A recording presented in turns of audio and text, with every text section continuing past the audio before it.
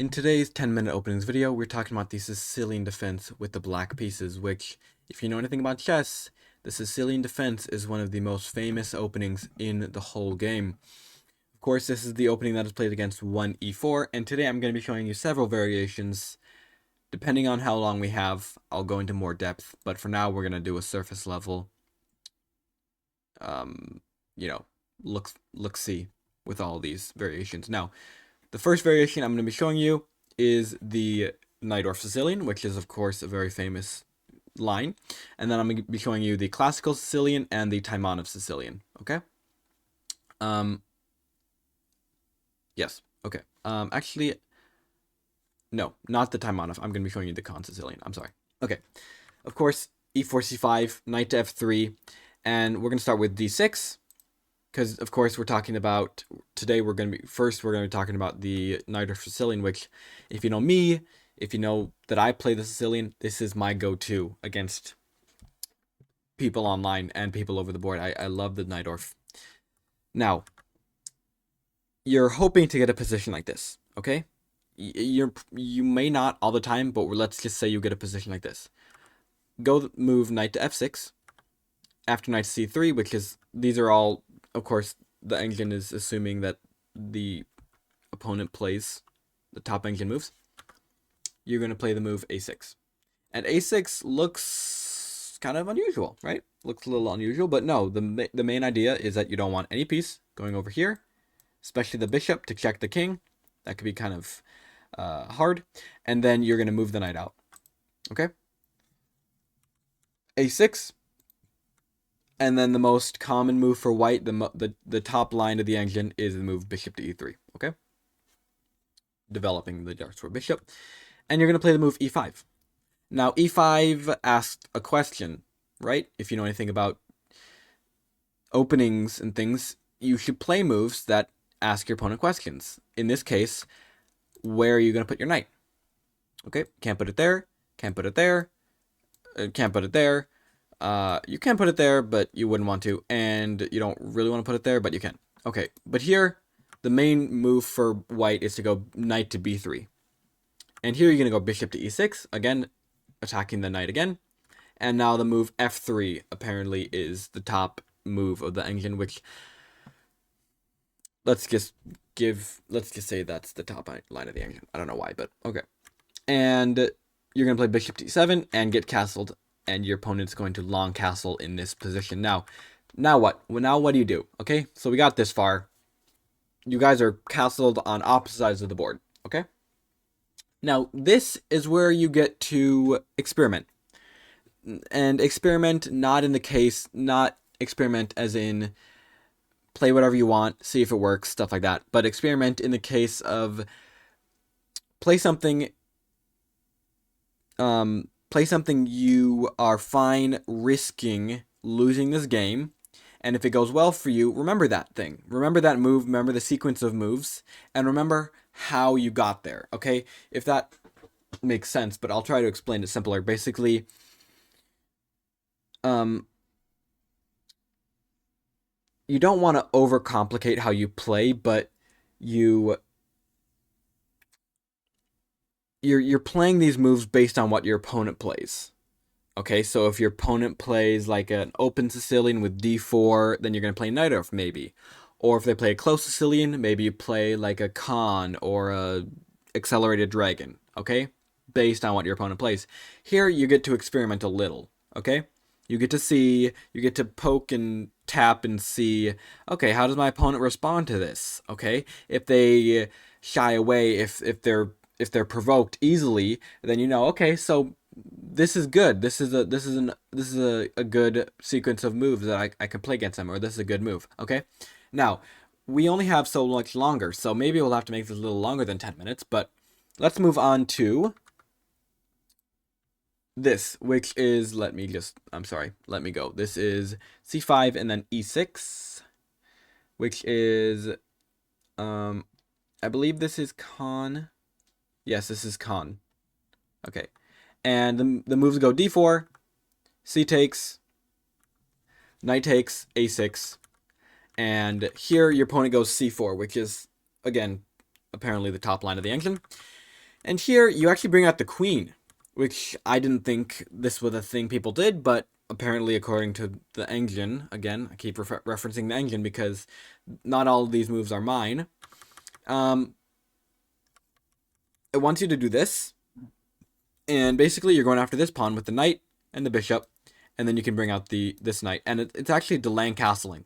Alright, so if your opponent goes here, I'd recommend going here, definitely not here. Well, actually, no, you can't go here because there's nothing defending that pawn. So yes, bishop here is fine. Okay, and then get castled, right? And you do also have this, right? And also, if they go here, you can also think about sacrificing, right? Just an idea. Okay, I'm not going to spend too long on the con because number one, we don't have much time, and second of all, I don't really know it very well because I don't play it. So I'm sorry.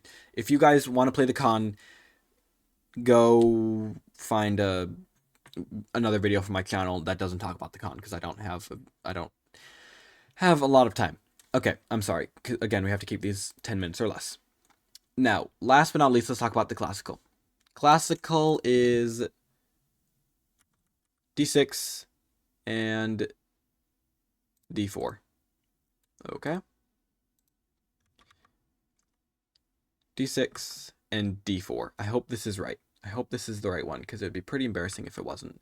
Knight takes, knight to f6, knight to c3, knight to c6. Now, this is the classical variation.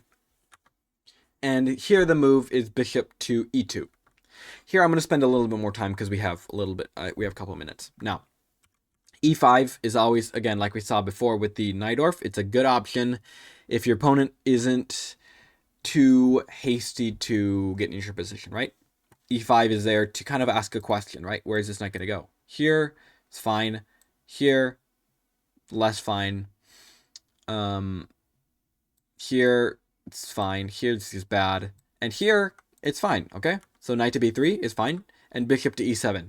Here, before we saw bishop to e6, e7 is fine. You just want to get castled earlier. Castles. And in this position, this is totally fine for both sides. I would say a little bit better for black, just because of the positional, how things are looking. And here, bishop to e3, I'm not just saying this because the engine said it, but here I would absolutely go bishop to e6 because now you can think about this move, d5, right? And here, white goes queen to d2. Okay, after queen to d2, me personally am thinking I want as absolutely much stability for this pawn as I absolutely can. So I'm bringing this rook. I'm maybe even doing a rook lift and bringing another rook, right? And then we have this. I'm thinking get as much stability behind that little tiny little pawn as I can so we can make that push, right? That's what I'm thinking. Now, let me show you. This just in a hypothetical, very hypothetical. Let's say your opponent goes here, and now you go here, right? Boom. And you're going to win this exchange, right? If they go here, you can, you don't have, you can take, that's fine. But now, look at this position. You're just you're dominating this position, right? It may not look it, but yeah. You can bring the rook, you can push the pawn, you can bring the knight over here, and if you get the rook here and here, go here. Sorry, I keep undrawing arrows and then drawing them. Go here, take advantage of this pin. If they take you, boom. It's perfect. Your queen is defended. It's perfect. Only thing is, make sure you have a lift for your king. Otherwise, you don't want to get back rank mated. Okay, quick overview. Now we talked about Najdorf, right? First out of the gate. Very nice option if you want to learn a little bit more intermediate. Also, we didn't even talk about the hyper accelerated dragon. Okay, I think we have to go a little bit longer just so we can talk about that because that's a very nice option. Okay, when I play the hyper accelerated dragon, I play against close Sicilian. I'm sorry, this is going to go a little bit longer, but here's what this looks like. Now, when you're thinking close Sicilian, not knight to f3, it's knight to c3, right? Because they're not planning a d4 push anytime soon, right? So knight to c3, and g6. Okay? Now let's say they play bishop to c4 is kind of common. Now you can play bishop g7. You have the scope here. You can. This is how I play it. I want to get my light square bishop out quick, right? So maybe b6, bishop e7, or if you can get this knight out. Okay, if you can get the knight out, go here if you can. Okay, if you can't, don't do it. But if you can get it out, go knight to f6, and let me just quickly show you. Let's just say white plays some non-aggressive moves. You have something like this. I don't know, they play something like, I have no idea, this. Okay, you can think about this, right? Although, gotta be careful. Here a nice option would be e6. Okay? If they go here, I mean, that's fine. You can trade, whatever. Okay, now just be careful of this thingy, right? Now, I mean, you can just go here.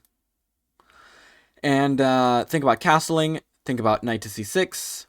Also think about, after you castle, think about this move. Think about this. And then think about bringing the rook.